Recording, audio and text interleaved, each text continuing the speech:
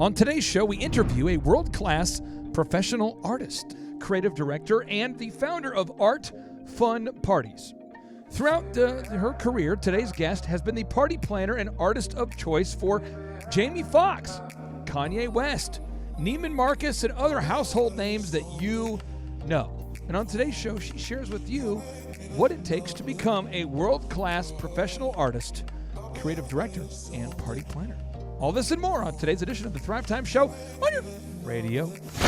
Dr. Zellner, would you agree this show will be her worst podcast experience of all time, or her best, but not in the middle? It'll definitely be. We are polarizing. Here we go. It's going to be one or the other. A trip to the bottom or the top. 3, 2, 1. Here comes the intro music. Get ready to enter the Thrive Time Show. We started from the bottom, now we here. We started from the bottom, and we'll show you how to get here. Started from the bottom, now we here. We started from the bottom, now we here.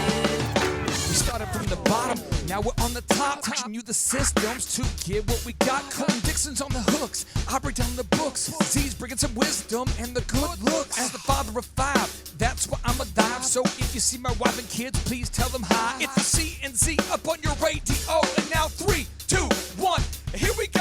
We started from the bottom, now we here. We started from the bottom, and we'll Yes. Yes.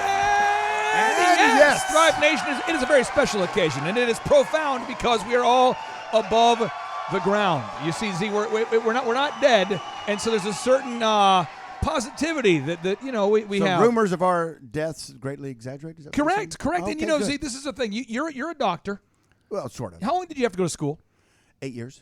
But when you finally became a doctor and started growing your business, you told me, you said, Clay, if you work really hard and you have some successes, you need to celebrate those successes. You said You've got that. to celebrate. And I think a lot of times people will have they plan an office party or a big gathering, a big gala, and they get their hopes up. They're excited, but they don't have a quality party planner. And so the event goes over like a lead balloon.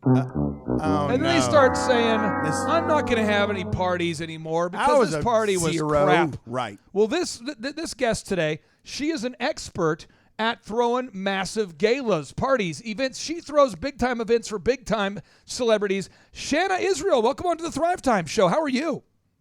I'm great, thank you, and thank you for having me today.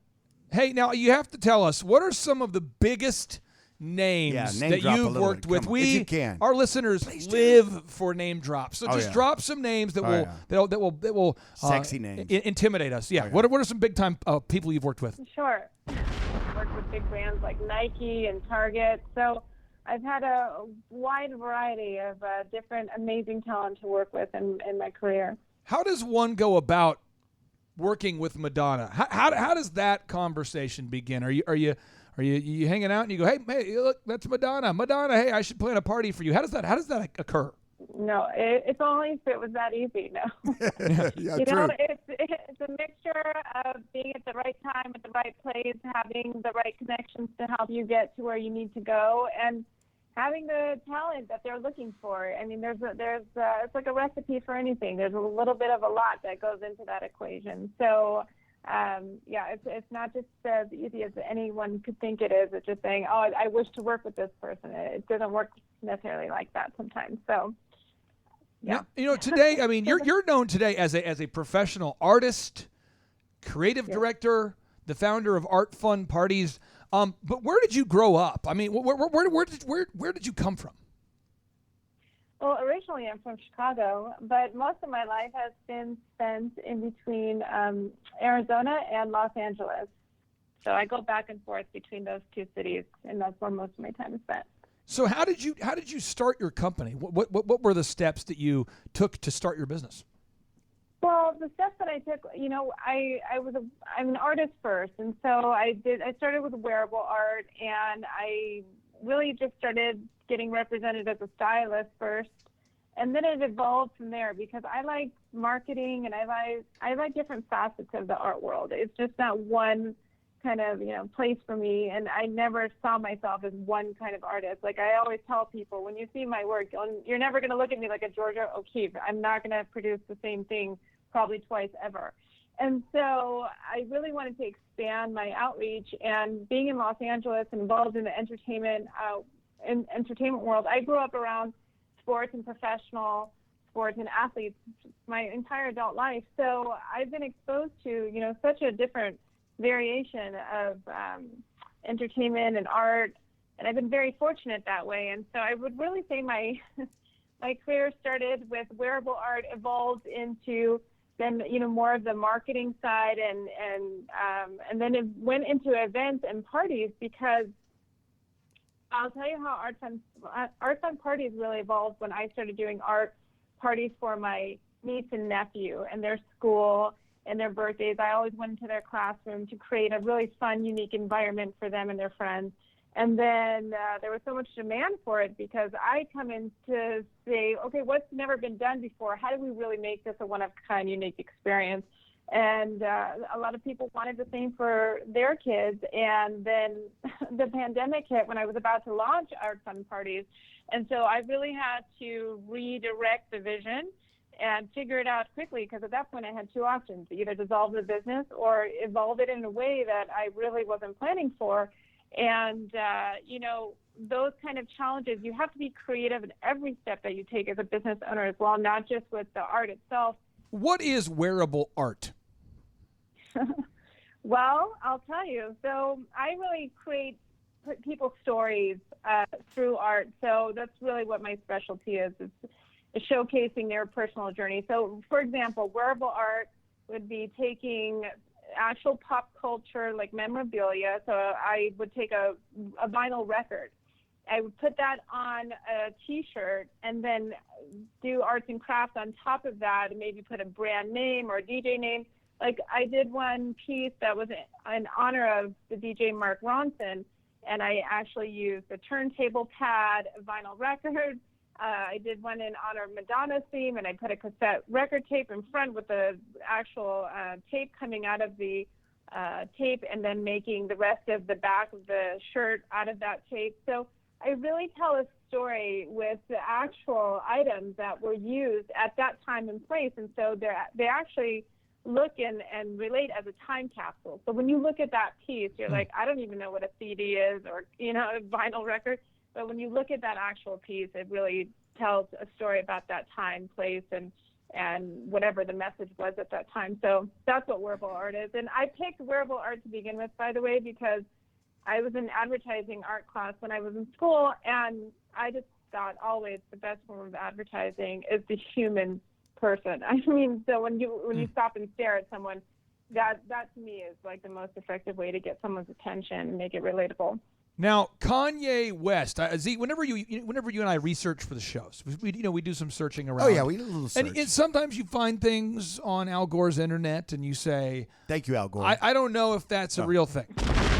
Sometimes you find things and you say, I think that's a real thing. One of the things I found that I think is the thing, but I don't know, is it appears as though, Shanna, as though you've done work directly for Kim and Kanye West. Kanye and Kim West, Kim Kardashian West, Kanye West, the Kanye. Is that correct? Have you done work with the West family?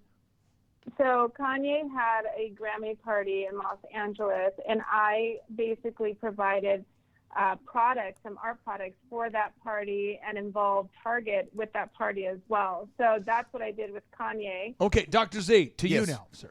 What questions do you have for Well, how can people Shanna find Israel? you? So if I want some creative art, if I want to hire you, how does someone go about getting in touch with you? Well, you can go to artfunparties.com, and there's a contact button on the website that you can find an area to email me. Say that again. Say that again. Yeah, it was artfunparties.com, and if you want the email address, it's info@artfunparties.com. Jamie Foxx. You've worked with Jamie Foxx. Jamie Foxx, probably the best actor I've ever seen in film. Just unbelievable comedian, unbelievable singer, unbelievable actor. He just blows my mind every time. What was it like to work with Jamie Foxx?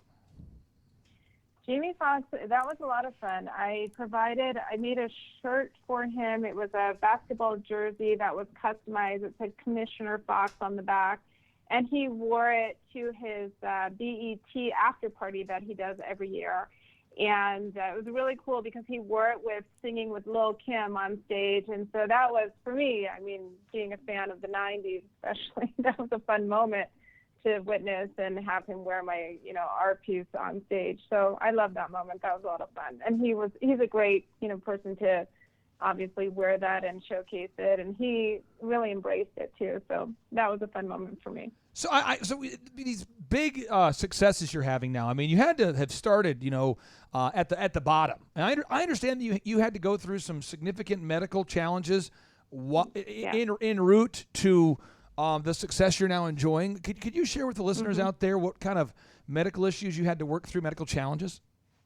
Sure. Well, I want to tell you, starting from the bottom multiple times, because when I first started my career, I was way ahead of my time. No one understood what I was trying to do. So that alone was a challenge and had its own set of barriers. But when I started finally getting past those barriers and evolving in my career, I then was diagnosed with West Nile virus, and then it cascaded into Hashimoto's, parathyroid disease, mast cell activation syndrome. I mean, it just kept on going. And that West Nile virus, really what it did was it thrashed my immune system, and that's the best way I can put it. And I became kind of like this medical experiment and saw over 100 doctors within a 15-year span, because really no one could figure out what it was, what to do, and how to resolve the issues as a whole. So, I had to stop everything I was doing because I had to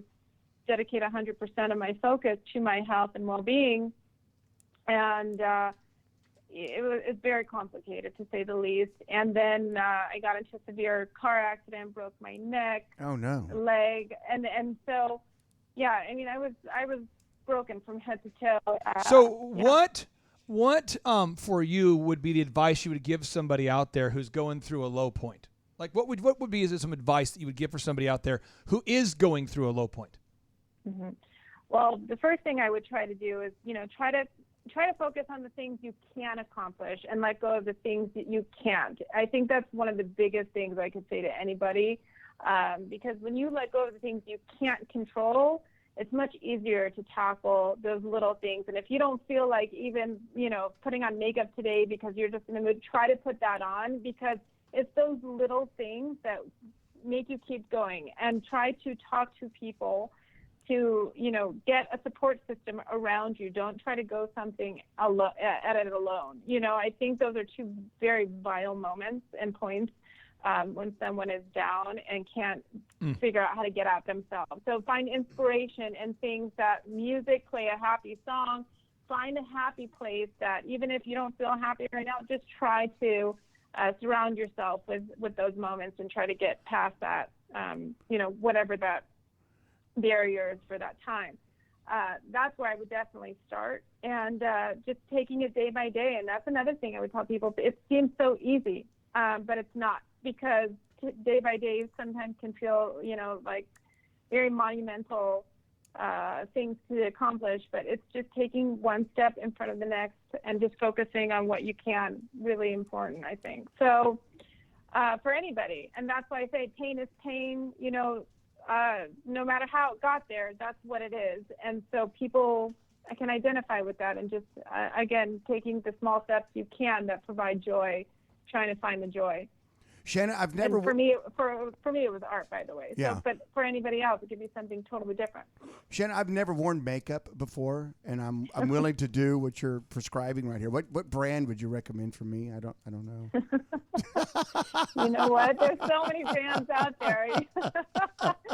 It's such a personal choice. There you go. Well, okay, just kind of experiment, and then there you go. Right. Okay. That's well, right. I got that to fall back on. I mean, It's a good fallback. It's a good fallback. I'm having a tough day. Now, Shanna, I want to ask you this: what celebrity have you worked with that made you the most nervous?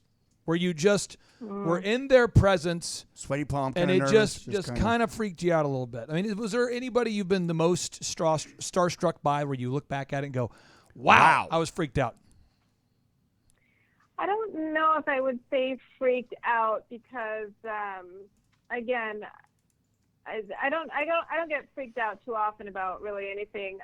But what I can tell you in reverse, Steven Tyler was one of my favorite artists to work with, because I only have limited amount of time with these people, and so with him, I spent more time than I was, given, and he just started telling me stories about how he created the song "Dream On" and his fashion and how he got involved and his, the whole process of like how his identity and what we know of Steven Tyler today, and that was a really special moment. That was something I was not expecting, and so you have these kind of cherished moments too. He started playing the harmonica. I mean, it was a lot of fun, and so I don't really get scared per se. I just don't know what to expect sometimes, and that was really a fun moment of not knowing what to expect and what came out of it. That's something I can share. Now, we have an attorney here with us, James from New York. And first off, right away, as we have his intro music queued up. This is with the music we're using to introduce our New York attorney. And it's an appropriate intro. He's an attorney. Because a lot of people don't want to talk to an attorney at all. Right. Let alone a New York attorney. Oh, yeah. So what he likes to do is he hops on the show and he likes to sort of passively aggressively ask people like you, Shanna, questions where it's impossible to answer. It's the gotcha questions. Oh, yeah. It's always but he does it in the nicest way, and he always leaves our guests feeling upset. Feeling like they're going to get a lawsuit. Right. Now that we've built up the hype, James, meet Shanna, and what questions would you have for Shanna? Hi, Shanna. Nice to meet you. My name is James. Hi. James DeCristofaro. I'm a New York licensed attorney, but I'm expanding also to Oklahoma. So watch out. Okay. Great. So I before I ask my question, I'd like to ask Clay to do a special favor for Shanna and for the listeners. And can you please tell the story about Jamie Foxx's first party with P. Diddy? Do you know about this story, Shanna? No, I don't. How about you tell me, because I don't know the details about that. Okay. And if he does tell the story, it sounds like he will. My question for you would be, what advice would you have for Jamie Foxx with respect to that party? Would you give him a high five and say nice job? If the listeners want to hear the entirety of the story, you need to type in Tim Ferriss interviews Jamie Foxx. You can hear the whole story, but I'll give you the Cliff Notes. Essentially, Jamie Foxx recognizes that he is not successful and wants to become successful. And he recognizes that if he meets P. Diddy, his probability of becoming successful faster will increase. So he reaches out to P. Diddy and claims to be a photographer and would like to do free photography for P. Diddy to demonstrate his artistic skill. And P. Diddy says, yes, sure. The problem is Jamie Foxx didn't know how to take photos yet. Wasn't a photographer. No, of course not. So not. he pulled a very long weekend, an all-nighter, and he ends up becoming a photographer unpaid to hanging out with Diddy. And Diddy throws these $1 million parties, and he's explaining to Jamie this is the key to staying relevant is you want to have these parties, you want to invite the celebrities, you want to organize them. And so Jamie Foxx looks at him and says, listen, for under $1,000, I can have a party that's better than any party you've ever had. For under $1,000, I promise it's going to be epic, but you have to promise me that you're going to attend. And so P. Diddy says, sure, I'll attend.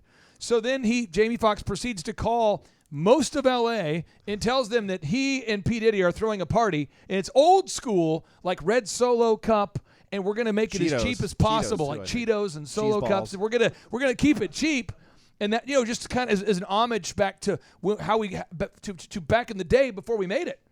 And so everybody shows up, and then Jamie tricks Kanye West to appearing on he says, hey, come on down to the studio, man. I'm working on this song. It's going to be huge. Could you do a verse on it? So he convinces a Kanye West to be on the song, and then that became Jamie Foxx's first big hit.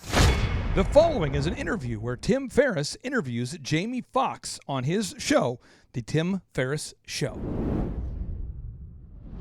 So I said, listen, I'm Puff is coming. And the people that I text were only cool people. Like no guys that'll be hating. The girls are pretty, not slutty, you know what I mean? The Goldilocks. It was just really,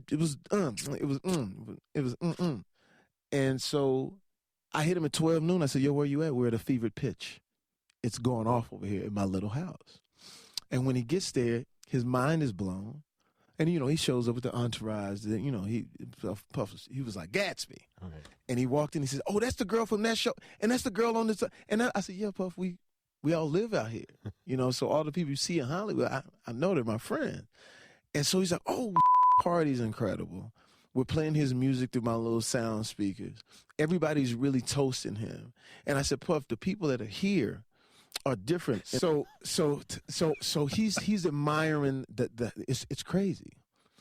And everybody's in tune with him. And I explained to him, I said, Puff, let me explain to you who you are. I said, these are the people who not only live in LA, but I think I've found the right set of people who appreciate the art as well.